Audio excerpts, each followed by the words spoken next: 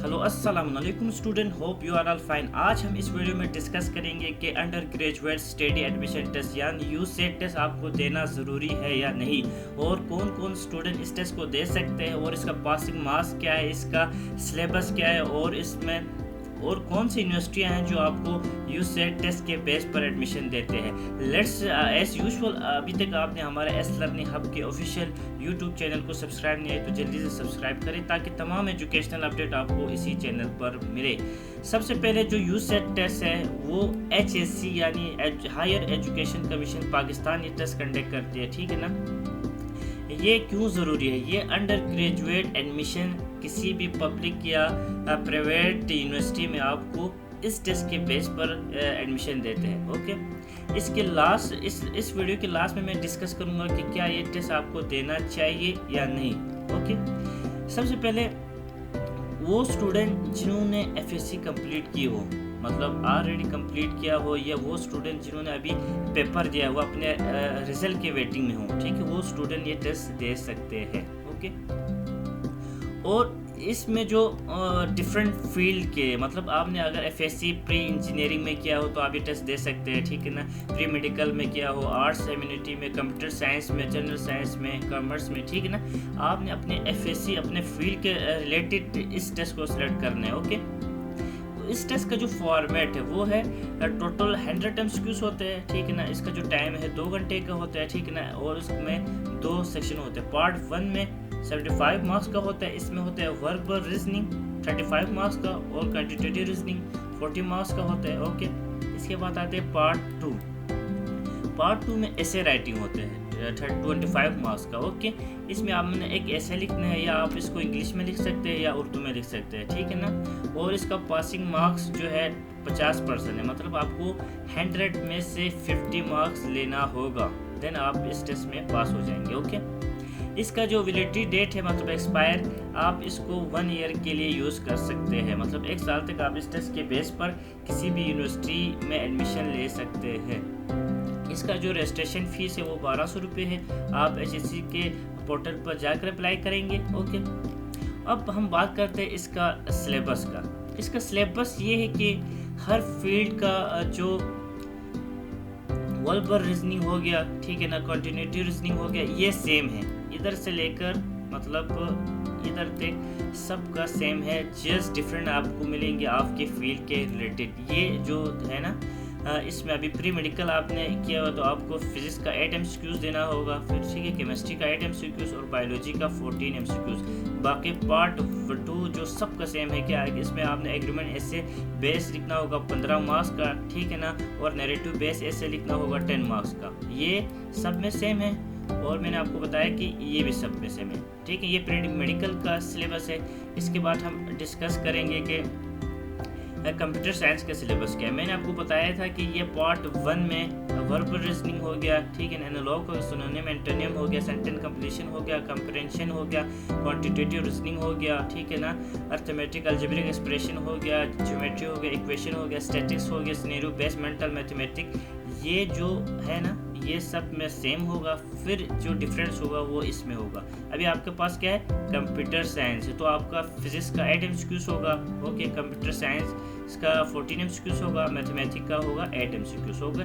बाकी जो पार्ट 2 है वो भी सब में सेम होगा। आपने एक एग्रीमेंट बेस ऐसे लिखना है 15 मार्क्स का, या आप इसको इंग्लिश में लिख सकते हैं या उर्दू में। इसके बाद एक नैरेटिव बेस ऐसे राइटिंग स्किल, इसमें 10 मार्क्स होगा। ओके, इसके बाद सिलेबस है कि किसमें, प्री इंजीनियरिंग का।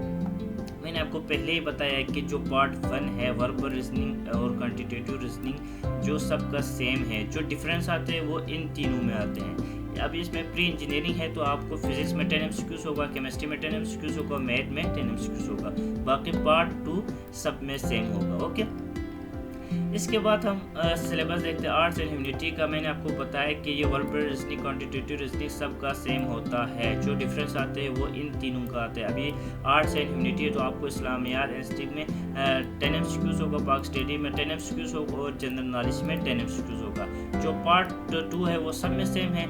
इसमें एक एग्रीमेंट बेस है 15 मार्क्स का, और जो नैरेटिव बेस है वो 10 मार्क्स का।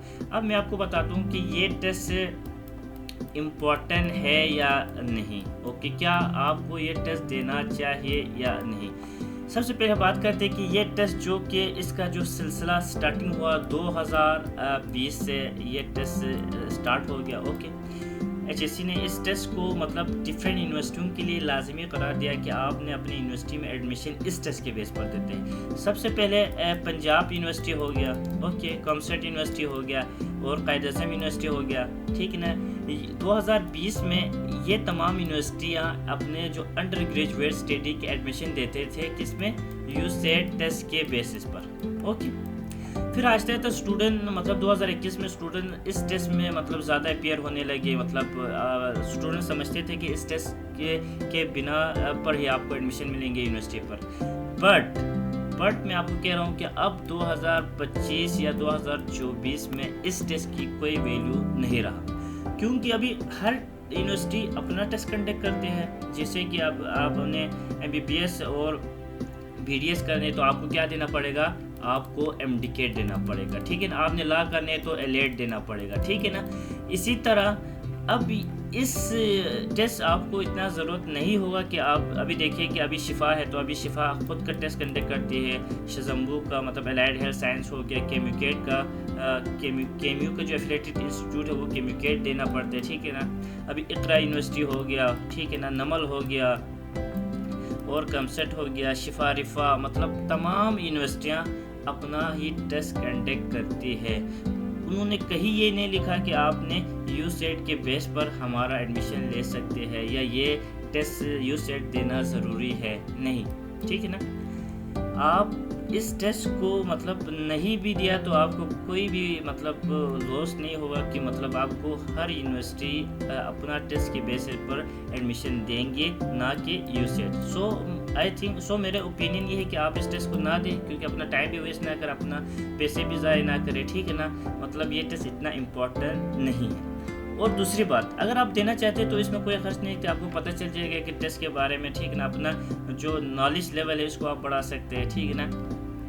اس کے بعد اب یہ ٹیسٹ تھوڑا سا امپورٹنٹ اس لحاظ سے ہے کہ اگر H S C higher education commission Pakistan آپ کو جب اسکالرشپ کے لیے مطلب اناؤنس کرتے ہیں فورن کنٹریز کے لیے یا پاکستان کے گورنمنٹ یا پرائیویٹ ڈفرینٹ یونیورسٹی کے لیے, ٹھیک ہے, تب آپ کو یہ ٹیسٹ کی بیس پر وہ اسکالرشپ دیں گے اور ایڈمیشن بھی دیں گے, ٹھیک ہے نا. ابھی مطلب اگر آپ ایچ ایس سی کے مطلب کوئی اسکالرشپ کے لیے اپلائی کرنا ہو, فورن کنٹریز کے لیے جانا ہو, ٹھیک ہے نا, تب آپ کو یہ یو سیٹ ضروری ہوگا, ٹھیک ہے. ادروائز آپ کو کسی بھی یونیورسٹی میں ایڈمیشن لینے کے لیے یہ ٹیسٹ ضروری نہیں ہے.